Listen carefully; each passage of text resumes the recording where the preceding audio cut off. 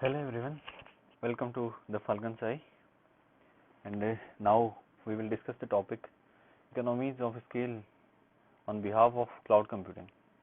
अब जैसा कि हम जानते हैं कि क्लाउड कंप्यूटिंग एक आज के दौर में मार्केट के एक बहुत बड़े हिस्से पर कब्जा कर चुका है और सबसे मज़ेदार बात देखने वाली बात यह है कि जो क्लाउड कंप्यूटिंग है उसने 3 तरह से मार्केट में अपनी हिस्सेदारी निर्धारित की है। तो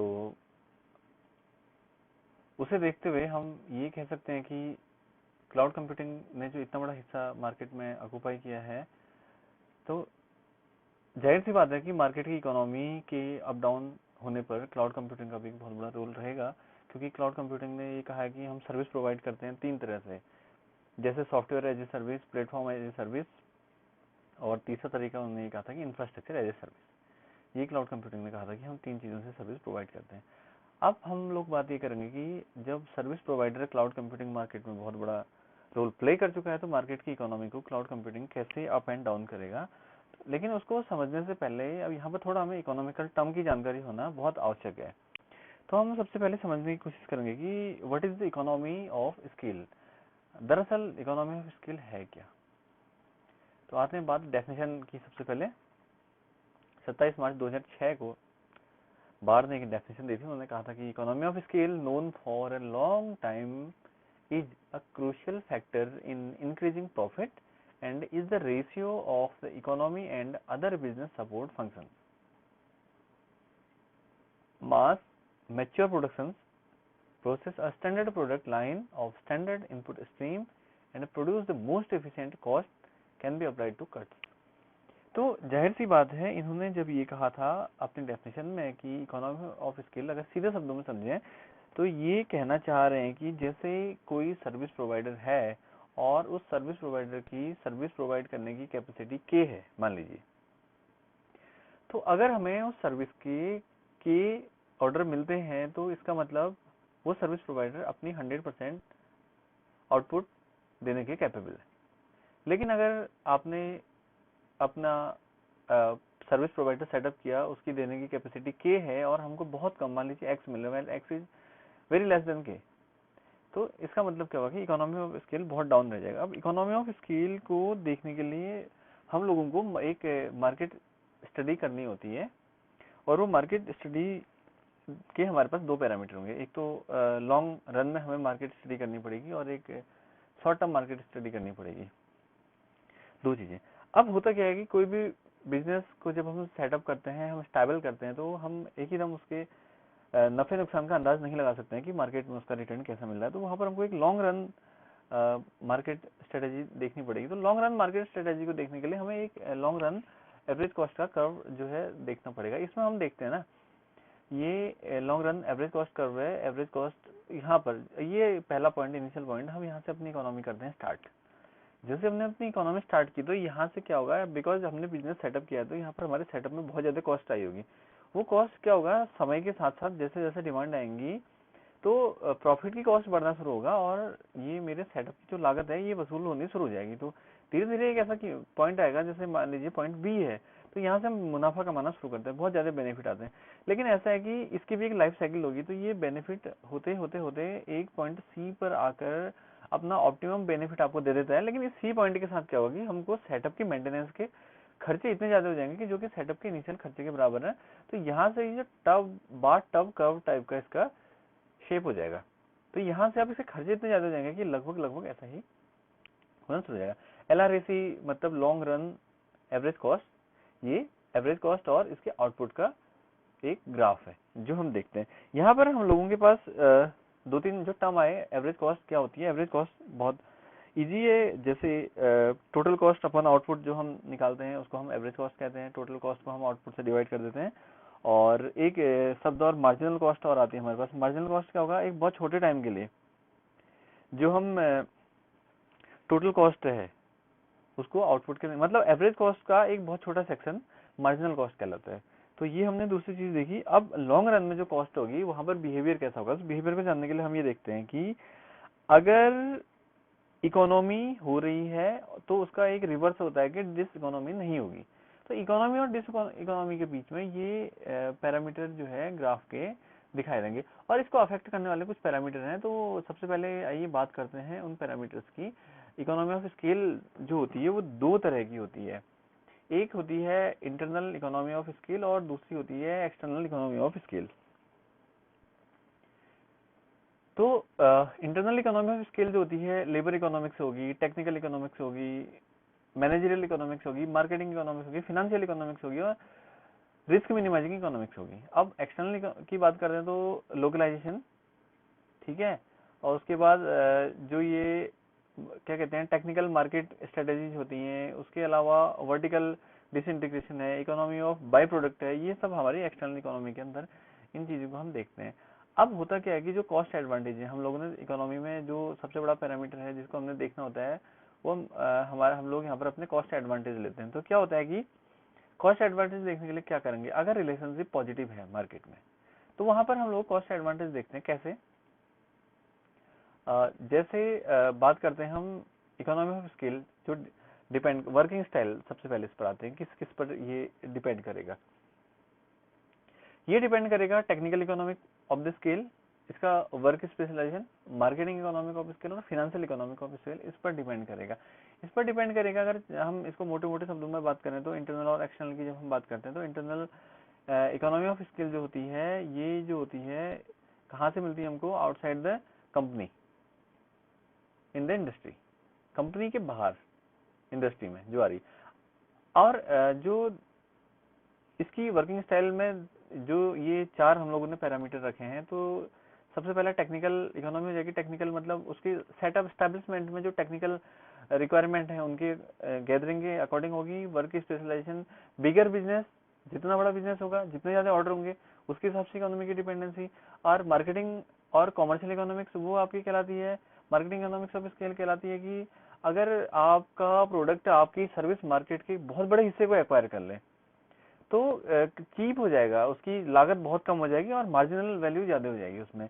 अगली फाइनेंशियल जो इकोनॉमी होती है, फाइनेंशियल इकोनॉमी जो कहलाती है वो कहलाती है कि ये एक किसी क्षण पर डिपेंड नहीं करती है और एक बहुत लंबे रन में जिसका चीपर रेट होता है उसका जो निकलने की स्ट्रेटेजी होती है उस पर डिपेंड करती है। अब हम यहाँ देखेंगे कि ये कर्व की हमने स्टडी की थी, उसके बाद फिर हमने देखा कि इंटरनल इकोनॉमी जो होती है, देखो जैसे ये एवरेज कॉस्ट है, एवरेज कॉस्ट एक टाइम Q1 है, टाइम Q2 है, टाइम Q3 है, ऐसे करके फिर धीरे धीरे इसका ग्राफ इंक्रीज होना शुरू हो जाता है। वैसे हम फिर बात करते हैं price and profits of economy of scale, क्यों क्या इसके बेनिफिट हैं जो हम देखते हैं। तो प्रॉफिट तो यही है कि maximizing price cost high PNQ। अब ये ग्राफ है ना, एक कर्व है, ये दो जहाँ पर इसका इंटरसेक्शन वाला पॉइंट होगा और ये इस दोनों के बीच का जो कंबाइंड रीजन होगा, इसकी स्टडी करेंगे तो हम एक्चुअली इसके बेनिफिट और प्रोज एंड कॉन्स हमको मिल जाएंगे इसमें। अब हम इसकी बात करते हैं कि हमारा जो क्लाउड कंप्यूटिंग है, क्लाउड कंप्यूटिंग में इकोनॉमी ऑफ स्केल कैसे क्लाउड कंप्यूटिंग पर उसका फर्क पड़ता है। तो इसको देखने के लिए हमें ये देखना पड़ेगा कि क्लाउड कंप्यूटिंग की सर्विसेज कैसी हैं। क्लाउड कंप्यूटिंग मार्केट में हम जानते हैं कि तीन तरह की सर्विस प्रोवाइड करता है। पहली करता है कि सॉफ्टवेयर एज ए सर्विस, दूसरी करता है कि प्लेटफॉर्म एज ए सर्विस, तीसरा करता है कि इंफ्रास्ट्रक्चर एज ए सर्विस। आप यहाँ पर हम जब जाने की बात देखते हैं तो सबसे पहले बात आती है पहले पैरामीटर की। तो अगर हम इसमें देखें ना क्लाउड कंप्यूटिंग में, तो क्लाउड कंप्यूटिंग जो होता है सीधे सीधे शब्दों में कहें तो it allows access to centralize data storage. हाँ, इसका जो डेटा स्टोरेज होता है सेंट्रलाइज होता है, ठीक है ना। हम लोगों ने लास्ट वीडियो में देखा था। अब क्या होगा कि this leads economy of scale क्या करेगा, इकोनॉमी ऑफ स्केल को कहाँ ले जाएगा, as a multi tenancy based solution. क्योंकि तीन तरह से इफेक्ट हो रही है। पहले वाले इफेक्ट की बात करते हैं, सॉफ्टवेयर एज ए सर्विस में क्या फर्क पड़ेगा। सीधा सीधा अगर हम एक शब्दों में कहें तो सॉफ्टवेयर एज ए सर्विस जो क्लाउड रिसोर्स है वो डिस्ट्रीब्यूशन मॉडल पर डिपेंड करता है, जिसमें हम देखते हैं कि होस्टिंग ऑफ एप्लीकेशन जो होती है वेंडर की होती है, प्रोवाइड टू कस्टमर होती है, कहाँ से, थ्रू है नेटवर्क। अब नेटवर्क जो होता है किस पर डिपेंड करता है, इंटरनेट पर। तो जाहिर सी बात है यहाँ से हम सीधे सीधे एक शब्दों में अगर कंक्लूजन निकालें तो हम कह सकते हैं कि increase in availability of broadband service has help in the spread of SaaS and resultant economy of scale. सीधा सीधा फंडा है, सॉफ्टवेयर एज ए सर्विस जब आप दे रहे हो क्लाउड के माध्यम से, अगर आप इंटरनेट या ब्रॉडबैंड की फैसिलिटी को बढ़ाने में अपनी मदद करते हैं, स्टेबल करने में उसकी कॉस्ट आएगी, तो सिंपल सी बात है, स्टेबल करने में उसकी कॉस्ट आएगी। तो स्टेबल करने की कॉस्ट को अगर हम निकाल के देखते हैं, जैसे यहाँ हम लोगों ने स्टेब्लिशमेंट कॉस्ट लगाई, स्टेब्लिशमेंट कॉस्ट यहाँ पर आई, तो यहाँ पर तो हम लोगों को सर्विस प्रोवाइड महंगी पड़ेगी, लेकिन एक टाइम के बाद जब हमारा ब्रॉडबैंड स्टेबल हो जाएगा तो हम लोगों को हेल्प कहाँ मिलेगी, अपनी सर्विस प्रोवाइड करने में मार्जिन बहुत ज्यादा है। लेकिन एक टाइम के बाद ब्रॉडबैंड में कोई नई टेक्निक आती है, हमको इसके रख रखाव मेंटेनेंस का खर्चा बढ़ता है, तो फिर यहाँ से जो है मार्जिनल कॉस्ट कम होनी शुरू हो जाएगी। अब दूसरी बात की बात करते हैं, platform as a service. Platform as a service में हम लोग बात कर रहे थे, यहाँ पर हम देखते हैं कि इसमें हम लोग क्या करते हैं कि हम लोग एक कंप्यूटिंग प्लेटफॉर्म का निर्माण करते हैं, जो क्या होता है, सर्विस प्रोवाइडर को अपनी प्रोसेस के लिए हेल्पफुल होता है। अभी हम लोग यहाँ पर क्या करते हैं, जैसे टूल या लाइब्रेरी हम लोग सर्विस प्रोवाइडर को देते हैं, प्लेटफॉर्म जो होता है हमारा, या टूल होते हैं या लाइब्रेरी होते हैं, तो बस इनको हमने रेंट करना है। तो जैसे जैसे हम लोग का सिस्टम बढ़ेगा, हमारा हार्डवेयर बढ़ेगा, हमारी नेटवर्किंग कैपेसिटी बढ़ेगी, स्टोरेज की कैपेसिटी बढ़ेगी, और हम लोगों की जो एल्गोरिदम है वो टाइम डिपेंडेंट और स्पेस डिपेंडेंसी, जब हम एल्गोरिदम की निकालते हैं तो टाइम डिपेंडेंसी बहुत हाई हो जाएगी, स्पेस की तो हमारे पास कोई कमी नहीं है।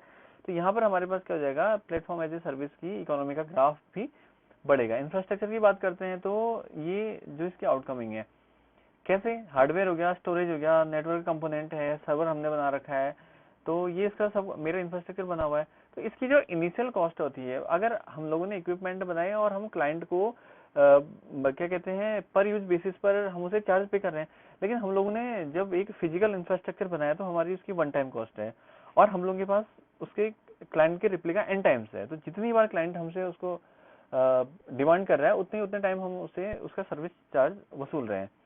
तो जाहिर सी बात है कि जब हमने इंफ्रास्ट्रक्चर बनाया, अगर हम लोग अपनी एडवर्टीज मार्केट में ऐसे नहीं कर पाते हैं कि क्लाइंट क्लाउड कंप्यूटिंग की ओर अट्रैक्ट हो, तो इंफ्रास्ट्रक्चर हमें आउटपुट नहीं दे पाएगा। तो जाहिर सी बात है, जो मार्केटिंग वाली स्ट्रेटेजी उसको स्ट्रॉन्ग रखते हुए अगर हम यहाँ पर कंसंट्रेट करें, तो इंफ्रास्ट्रक्चर एज ए सर्विस भी इसमें जो क्लाउड कंप्यूटिंग में इकोनॉमी ऑफ स्केल को एक बहुत हायर आउटपुट दे देगा। अभी बहुत सारी कंपनी जो दुनिया में है वो क्या कर रही है कि इकोनॉमी को बढ़ा रही है, इकोनॉमी ऑफ स्केल पर पूरा कंसंट्रेट कर रही है क्लाउड कंप्यूटिंग की सर्विस के माध्यम से, तो उससे उनको बहुत ज्यादा फायदे हो रहे हैं। वो फायदे हो कैसे रहे हैं, उनको फायदों पर भी नजर डाल लेते हैं। वो फायदे ऐसे हो रहे हैं, जैसे लोड ऑफ टाइम सेविंग, क्योंकि आप जो है डिस्ट्रीब्यूटेड नेटवर्क है ना, डिस्ट्रीब्यूटेड नेटवर्क जिसको सर्विस की जरूरत पड़ी है, वो पर्टिकुलर आदमी क्लाइंट आपके पास नहीं आ रहा है। तो यहाँ पर हम लोग ये देखेंगे कि जो ये हम लोगों को बेनिफिट पहुंचाएंगे, कैसे पहुंचाएंगे, इसमें इकोनॉमी के 3 टर्म हमारे पास आएंगे। पहला, कांस्टेंट रिटर्न टू स्केल, ये कहलाता है कि percentage increase in output equal to the percentage increase in all the inputs. दूसरा कहलाता है इंक्रीजिंग रिटर्न टू स्केल, ये होता है कि percentage increase in output is more than the percentage increase in all the inputs. तीसरा होता है decreasing return to the scale, ये होता है कि percentage increase in output is less than the percentage increase in all the inputs. अब ये 3 parameter है, constant return to the scale, increasing return to the scale और decreasing return to the scale. ये हमें एडवांटेज डिसएडवांटेज को lead करेंगे, 3 चीजें। अगर इंप्लीमेंटेशन फास्ट होगी, loads with the time saving, तो क्या होगा, इंफ्रास्ट्रक्चर जो हमारा बना हुआ है, और पहला वाला जहां पर हम लोग सर्विस प्रोवाइड कर रहे हैं किसी चीज की, सॉफ्टवेयर की, इंफ्रास्ट्रक्चर बना हुआ है ना, ब्रॉडबैंड अच्छी स्पीड में है, तो प्लेटफॉर्म बना हुआ है, platform PaaS, SaaS, SaaS, PaaS और इंफ्रास्ट्रक्चर IaaS, तो तीनों चीजें यहाँ पर पैरेलल चल रही हैं। अब स्केलिंग फास्ट होगी तो ये क्या होगा, sudden spikes in growth, cost reduction हो जाएगा मेंटेनिंग इंफ्रास्ट्रक्चर की, क्योंकि हम लोग बहुत ज्यादा रिप्लिका कर रहे हैं, क्लाइंट है हमारे पास, कस्टमर है, ऑन डिमांड सर्विस प्रोवाइड करा रहे हैं। अगला, increase in productivity of IT staff की प्रोडक्टिविटी अगर हम इंक्रीज करते हैं तो हमारे कॉस्ट एंड बेनिफिट बढ़ जाते हैं। इन्वेस्टमेंट, अगर reduce investment in infrastructure maintaining the facility maintain करने के लिए इंफ्रास्ट्रक्चर का जो, हाँ, रिव्यू, अभी क्या है कि जो फैसिलिटीज है उनको अगर हम मेंटेन करें तो इन्वेस्टमेंट की जो कॉस्ट है वो बाय डिफॉल्ट ही रिड्यूस हो जाएगी, क्योंकि सर्विस प्रोवाइडर है, जो सर्विस प्रोवाइडर, अगर हमारे क्लाइंट हमसे सेटिस्फाइड है तो अपने आप ही it will make a replica. और ग्राफ की बी स्टेट क्या कहती है, जब हम लोग ग्राफ की बी स्टेट की बात करते हैं तो बी स्टेट ये कहती है कि यहाँ पर आने के बाद economy of scale causes average cost to fall, तो एवरेज कॉस्ट जब गिरेगी हमारे उत्पादन की एवरेज कॉस्ट, तो हमारी बेनिफिट ज्यादा होगा। तो ये वाले रीजन में हम लोग इंटर कर जाएंगे, थर्ड पॉइंट जो हमसे कहते हैं, ये वाले रीजन में इंटर कर जाएंगे, तो जाहिर सी बात है हमारी इकोनॉमी भी बढ़ेगी और हमारे गेन भी यहाँ पर बढ़ते हैं सीधे सीधे। तो अब यहाँ पर हम देखते हैं इससे फ़ायदा क्या होगा। तो बहुत सारी कंपनीज क्या करती हैं, जो प्रोवाइडर हैं ये इन्वेस्टमेंट करती हैं, high and cloud based solution बनाती हैं और पॉपुलर सर्च इंजन पकड़ती हैं जिसमें बार बार आप सर्च कर रहे हैं, और आपको कंफर्टेबल एक ऐसा यूजर इंटरफेस बना के देती हैं कि आप इसमें काम कर सकें, और जो आपके एक्सपीरियंस हैं उसको क्लाउड बेस्ड प्रोजेक्ट की ओर डाइवर्ट करते हैं। धीरे धीरे ये करती हैं कि हम लोगों को मोल्ड करती हैं और डाइवर्ट करती हैं। तो यहाँ से हमने देखा कि cloud computing economy of scale पर कैसे डिपेंड करता है, और इस क्या बेनिफिट्स इकोनॉमी ऑफ स्केल के जो पैरामीटर हैं उनको हम इस पर अप्लाई करके मिलेंगे। तो थैंक्स फॉर वॉचिंग। अगर आपको इससे रिलेटेड कोई क्वेरी है तो you can comment on this section. Please like subscribe and share the video, और जो आपकी क्वेरी है you can comment and I will reply all of your queries in your next section. Thank you, thanks a lot.